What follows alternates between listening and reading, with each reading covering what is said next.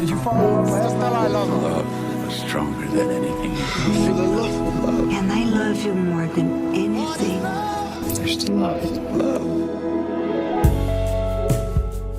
From the New York Times, I'm Anna Martin. This is Modern Love. Zoe Fishman had a big crush.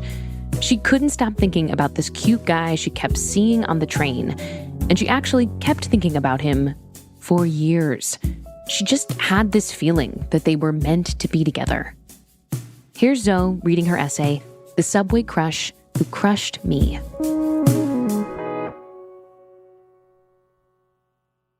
We met on the subway on a Saturday morning nearly 14 years ago. And our meeting had been a long time coming because he'd been my subway crush for about 6 years. I'd met him once or twice at those early 20s apartment parties in New York. The ones with open bags of tortilla chips on counters, cheap liquor in red Solo cups, and illicit activity happening in the bathroom or right on the coffee table. He'd been dating my coworker Lana, and then he wasn't dating her, but he was still around, just out of sight and out of reach. And I liked him a lot. His name was Ronen, but to me and my friends, he was known as that Israeli guy. And then months later, he was known as Subway Crush.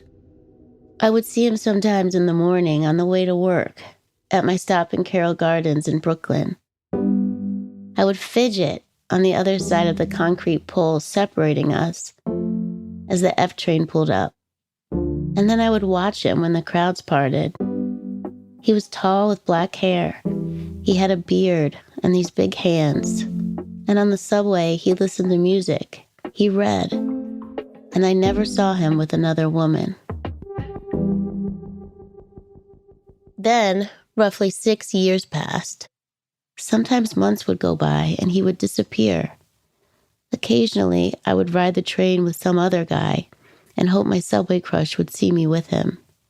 He never did. I also never saw him in the neighborhood, even though he clearly lived nearby. When Ronen and I finally met that fateful Sunday, my voice was shaky. He was with my old coworker, Lana, and a man who turned out to be her new husband. Ronen had set them up. Lana came up to me and said hello, and Ronen followed. I said, "I see you on the subway all the time," way too loudly. He said, "I see you all the time," and his smile brightened up his face like a light bulb. I found myself squinting as it shone down on me, and I smiled back. A week later, we went on a date. 6 months later, I moved in. 1 year later, we were engaged, and a year after that, we were married. And I couldn't believe I'd been right, and that my intuition about Ronen had been so spot on. And then the universe punched me right in my smug, dumb face. 8 years and 2 beautiful sons later, Ronen left for work from our home in Decatur, Georgia, and never came back. During the day, blood vessels suddenly ruptured in his brain, and he fell into a coma that he never woke up from. Then, a week later, he died. Inside that beautiful head, behind that megawatt smile, had been a ticking time bomb. It was an arteriovenous malformation, which is a rare tangle of abnormal blood vessels prone to hemorrhage. No one saw it coming. I certainly hadn't. The thought had never entered my mind that Ronen could be here one morning and be gone by that same afternoon. The day of the funeral, it was near 100 degrees, and the sun beat down on the heartbroken crowd. Later, my father would say to me, "I've never seen a crowd like that. It was like JFK's funeral or something." And it was. Friends and family had flown in from all over the world to pay their respects. not quite believing that this kind of tragedy could happen to Renan. He was the kind of man that gave sparks of life-affirming energy to everything he did. And there I was, holding the hand of our 5-year-old, with our 2-year-old sucking a lollipop on my lap. My sons kept saying, Ima, Ima, Ima, which is the Hebrew word for mother. Renan was Abba and I was Ima. That's how we worked. I wondered what in the world had happened. Never in a million years did I foresee this.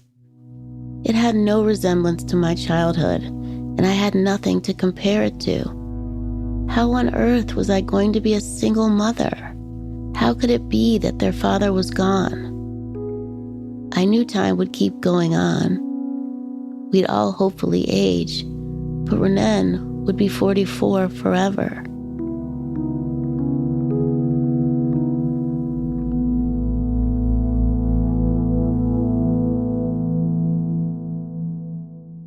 We'll be right back.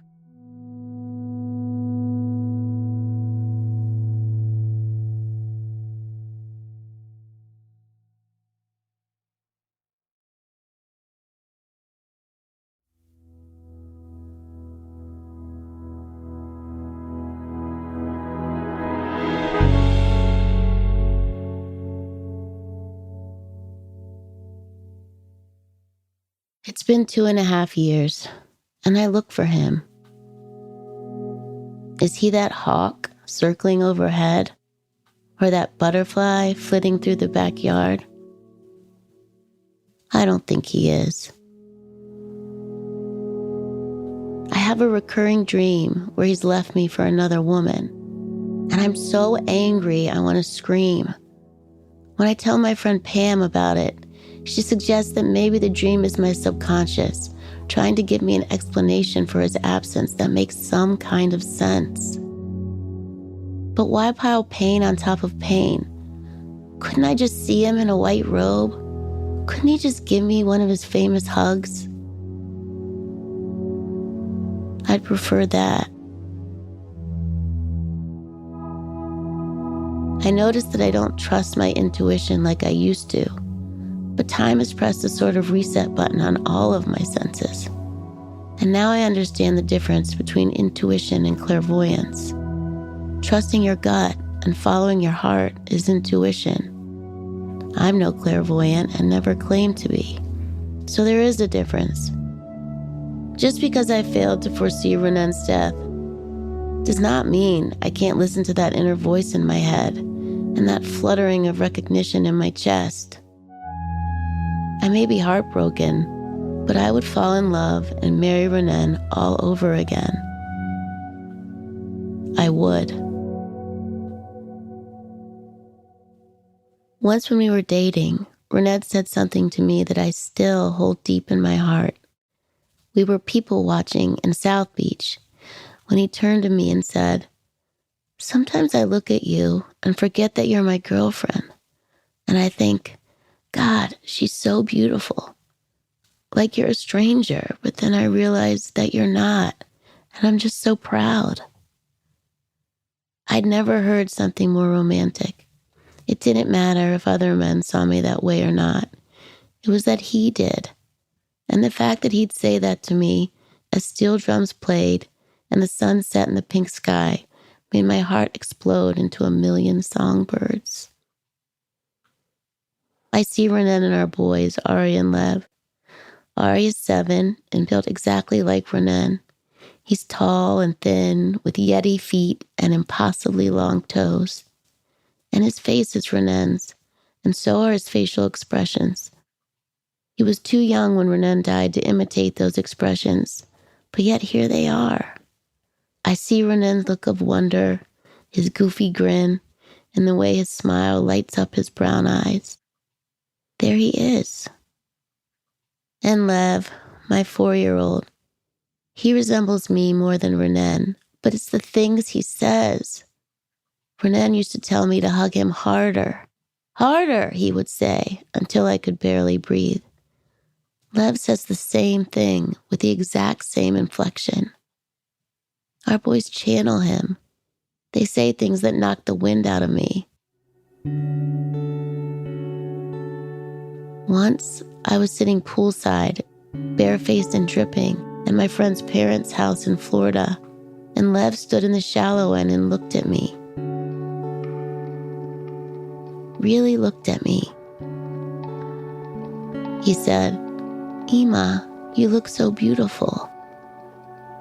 Another time, I was putting Ari to sleep, and before I left the room, he said, "Ima, you're more beautiful than you think you are." These are not the normal kinds of things I imagine little boys saying to their mother, not with this kind of eerie, otherworldly conviction. And I swear I haven't bribed them. The only explanation I can come up with is Renan, speaking through them. It's what he would say to me now if he could. If he were here like he should be. Intuitively, absolutely, I feel this in my bones. I hear him in their voices. Time has replanted a few seeds of optimism in the new, forever altered soil of me. My heart can and should still be followed. And I am grateful for the growth.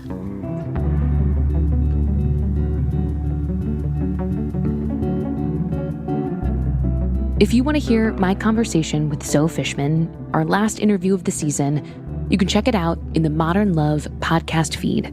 It's a really beautiful one.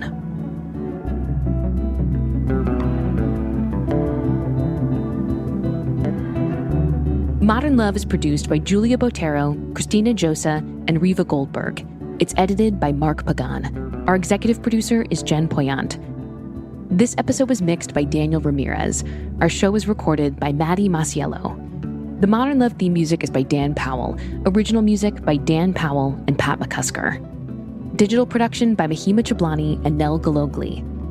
The Modern Love column is edited by Daniel Jones. Mia Lee is the editor of Modern Love Projects. I'm Anna Martin. Thanks for listening.